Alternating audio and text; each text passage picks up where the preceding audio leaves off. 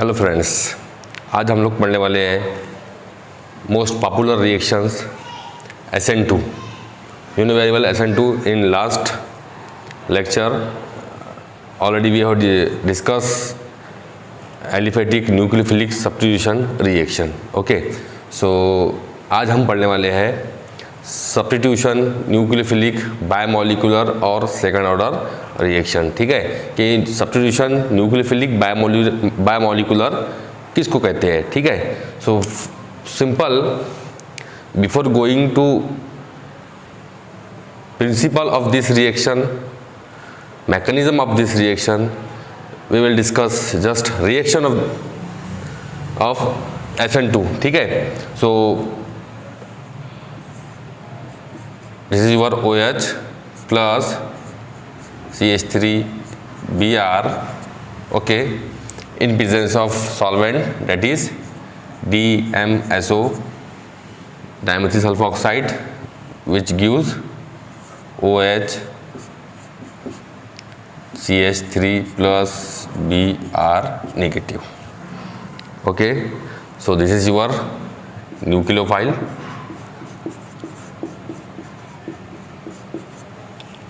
this is your substrate, and this one solvent DMSO, and this is methyl alcohol product, and this is your living group। Okay, so this is the SN2 reaction. Simple क्या है, इसमें एक substrate है, हम लोगों ने Mithil bromide लिया है, न्यूक्लियोफाइल लिया है OH, एंड सॉल्वेंट DMSO। क्योंकि ये रिएक्शन जो कंप्लीट होने वाली है वो एक सॉल्वेंट में होने वाली है, इसका नाम है DMSO। देन प्रोडक्ट फॉर्म हो रहा है Mithil alcohol and leaving group is Br negative. तो ये SN2 रिएक्शन है। तो सबसे पहले देखिए इसमें करना क्या है कि जो रिएक्शन है ये सब्स्टिट्यूशन न्यूक्लियोफिलिक बायोमोलिकुलर, तो सब्स्टिट्यूशन इसके अंदर होने वाला है। लास्ट वीडियो में हम लोगों ने डिस्कस किया है what is mean by substitution, what is mean by nucleophilic. ठीक है, सो सब्स्टिट्यूशन का मतलब होता है जस्ट रिप्लेसमेंट। यहाँ पे कुछ रिप्लेस होने वाला है। ठीक है, और रिप्लेस क्या होने वाला है, एक न्यूक्लियोफाइल रिप्लेस होने वाला है, और उस न्यूक्लियोफाइल को रिप्लेस कौन करने वाला है, एक दूसरा न्यूक्लियोफाइल जो इनकमिंग न्यूक्लियोफाइल हम जिसको कहते हैं वो उसको रिप्लेस करने वाला है। ठीक है, तो देखिए यहाँ पर CH3Br है और OH है, so this is your nucleophile, or we can say it is incoming nucleophile and this is substrate। तो यहाँ पर क्या होता है, Br as a living group remove हो जाएगा from the substrate, okay, and this OH incoming group attack to the carbon atom। ठीक है, होता क्या है, incoming group has lone pair of electrons or which is nucleophilic in nature, so attack to the carbon atom and donate its electron to the antibonding molecular orbital of carbon atom, and it increase the energy, and this energy is utilized to break the carbon Br bond। ठीक है, and can Br easily remove from the substrate, and this carbon form positive charge and nucleophile can easily attack and formation of methyl alcohol and byproduct is living group। ठीक है, तो ये हमारी है SN2 reaction. अब देखिए इसका principal हमको बनाना है कि क्या इसका प्रिंसिपल कैसा होता है। आप लोग देख रहे हैं कि यहाँ पर बॉन्ड ब्रेक हो रही है और बैक साइड से बॉन्ड फॉर्म हो रही है। ये जो इनकमिंग न्यूक्लियोफाइल है OH, ये बैक साइड से अटैक करेगा कार्बन एटम पर, तो बॉन्ड फॉर्म हो रही है और बॉन्ड ब्रेक हो रही है। सो दोनों भी यहाँ पर जो प्रोसेस हो रहा है, bond making and bond breaking process takes place simultaneously.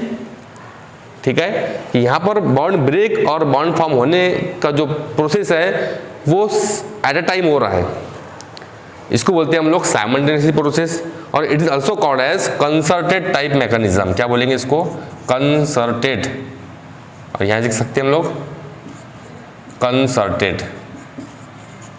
Concerted मतलब the process where bond breaking and bond making takes place simultaneously। ठीक है, यहाँ पर देखिए बॉन्ड ब्रेक भी हो रहा है और बॉन्ड फॉर्म भी हो रहा है।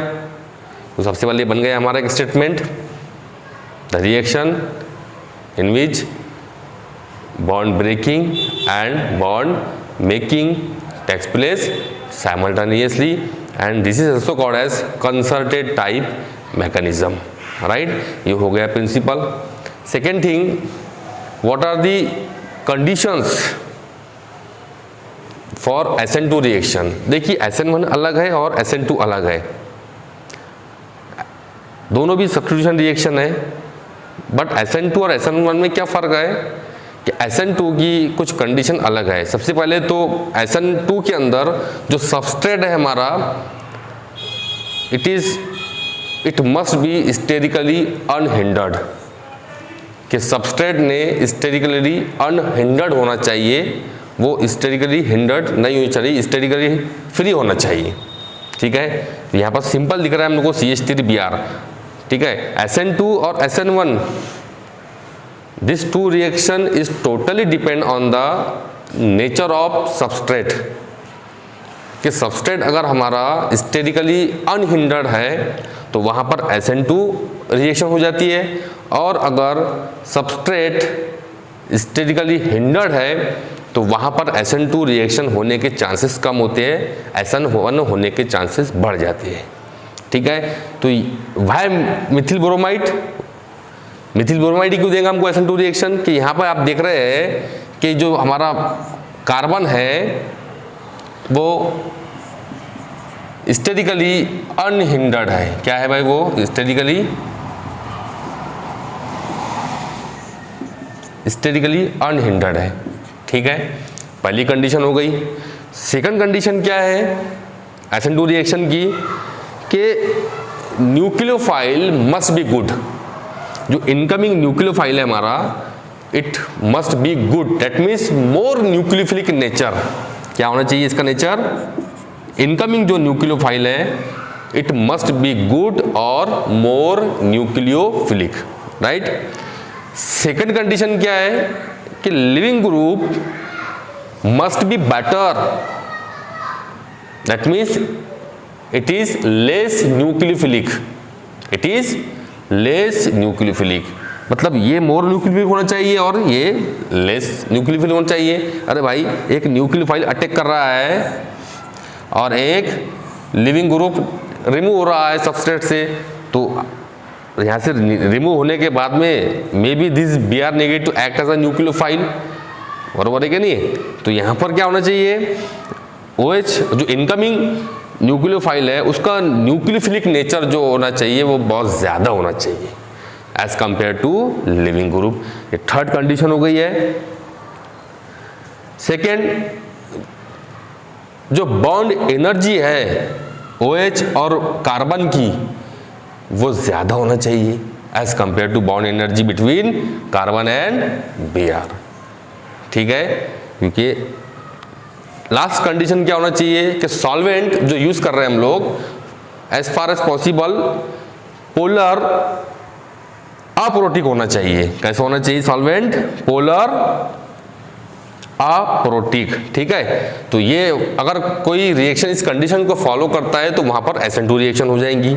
ठीक है, तो देखिए OH ग्रुप बैक साइड से अटैक करेगा और यहां से लिविंग ग्रुप इजीली रिमूव हो जाएगा and what we got one transition state, that is carbon, यहाँ से Br रिमूव हो रहा है, इधर से OH बैक साइड से OH अटैक कर रहा है and this is a partially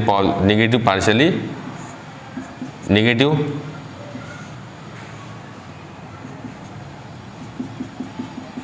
this two hydrogen, okay, and this is carbon पर जनरली पार्शियली पॉजिटिव आ जाएगा। ठीक है, तो यहाँ पर कंप्लीटली बॉन्ड ब्रेक नहीं हुई है, तो आप देख सकते हैं ट्रांजिशन स्टेट के अंदर कि यहाँ पर क्या हो रहा है कि एक कार्बन Br की बॉन्ड ब्रेक हो रही है और सेम टाइम में OH और कार्बन की बॉन्ड फॉर्म हो रही है। इसीलिए हमने इसको कहा है it is a concerted, that means bond breaking and bond forming takes place simultaneously.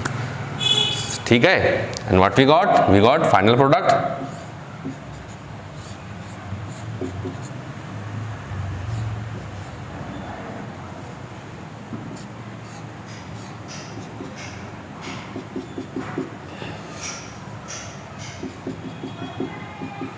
Like this.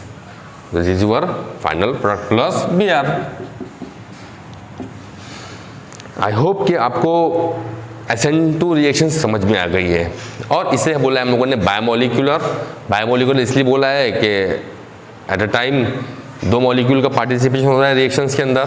Second thing, it is a second order reaction. Second order reaction इसको बोलेंगे हम लोग। सेकेंड ऑर्डर जो होती है उसका जो rate of formation of product जो है, रेट ऑफ फॉर्मेशन